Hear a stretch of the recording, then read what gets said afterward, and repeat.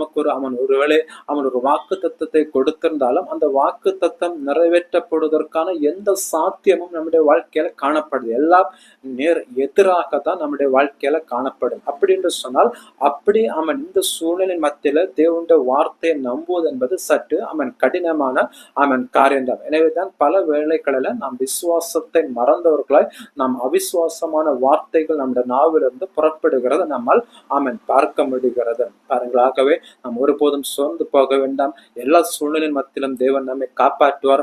எல்லா சூழ்நிலை மத்தியிலும் தேவன் நம்மோடு கூட தான் இருக்கிறார். நாம் நம்மோடு கூட இருக்கிறபடி தேவன் நம்மோடு கூட இருக்கிறபடினால ஒருபோதும் நாம் மூழ்கி போக மாட்டோம். ஒருபோதும் நாம் அமிழ்த்து போக மாட்டோம்.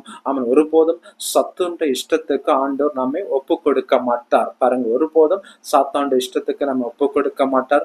எந்த சூழ்நிலை, எந்த போராட்டம், எந்த பிரச்சனை வந்தாலும் தேவன் நிச்சயமாகவே நம்ம விடுவித்து